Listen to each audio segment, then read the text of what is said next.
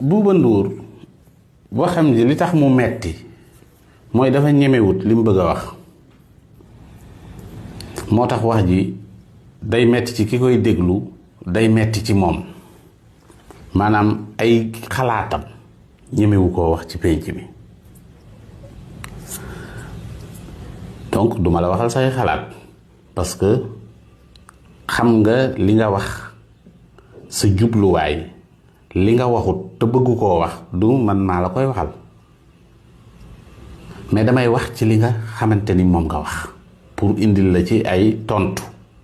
boo liggéey nag booy wax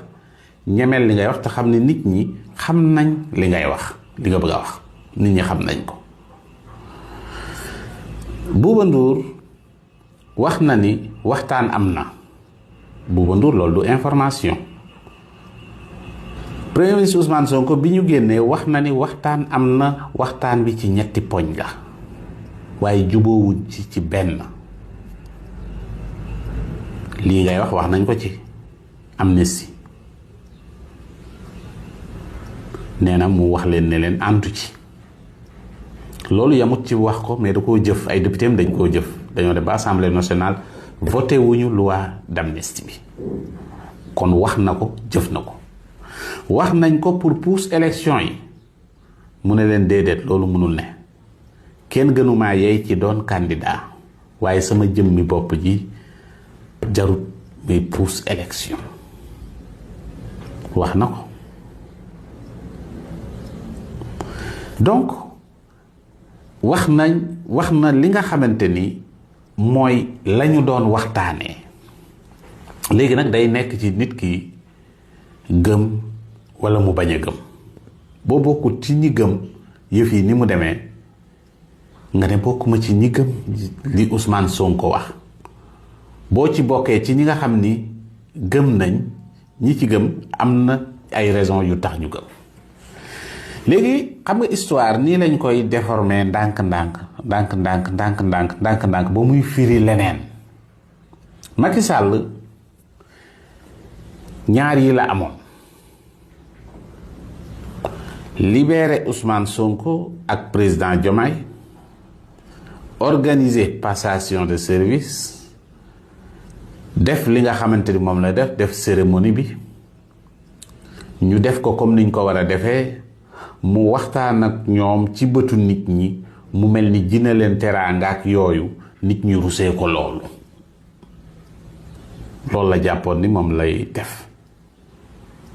libérer leen ñu def lii ñu def choix boobu la amoon wa ilaa mu bàyyi leen ci kaso bi élection yi ñëw président Diomaye gagné ko ci élection yi génnee ci kaso bi dem def li nga xam ne mooy passation de service ñaari choix yooyu moo nekkoon ndax dangay bàyyi waa ji ci kaso bi mais day gagné élection yi de bu gagné élection yi yow ci sa jëmmi bopp day ñëw génn ci kaso bi def ak yow passation de service ngeen joxante lengeey bu boobaa nu muy demee ci yéen Macky Sall choisir beneen yoon bi muy choisir beneen yoon bi nag mu dugal amnistie boo xamante ni bi ngir moom la moom taxaw na en personne ne maa ko bëggal sama bopp dama koy def bañ ñëwee député APR yi ñoo ko doon défendre député Pastef yi poser des questions ndax da ngeen cee bëgg a boole lii ak lii ak lii Sonko wax na ko nee na leen amnistie bi biñ ko waxee nee na leen bu dee dañ cee boole nangam bu leen ko voté bañ ko ca boolee mu daal di lool te boobu Macky Sall génnagul dëkk bi weddiw ko léegi nag bu dee da ngeen ne waxtaan am na waaye waxtaan waa ngi nii te ba nga ni gisu leen luy dindi li nga xamante ni bii mooy waxtaan wi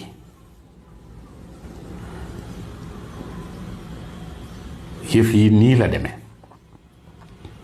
Macky Sall li tax mu nangoo waxtaan ak Sonko du Ousmane Sonko waaye mbedd mi la li tax Macky Sall nangoo libérer président Diomaye ak Ousmane Sonko du ay bëgg-bëggam mais lu munta bañ la dafa am loo xamante ni bi yéen gisu leen ko waaye moom gis na ko parce que moo nekkoon ci posture boobu. yéen a defe ne Macky mi ngi woon ci sécurité yéen a defe ne Macky fi mu toll nii ki yor na ay carte Macky Sall yoru tutoon carte bu muy teg ci taabal ji dafa joué ba amatut carte Sonko dese ay ndoxtu mais Macky dafa dem ba amatul carte dernière cartam mooy bi mu téewee Ousmane Sonko moo dernière cartam mais Ousmane Sonko dafa yor beneen carte bu Macky Sall calculé wutoon ci jeu bi muy le président Diomaye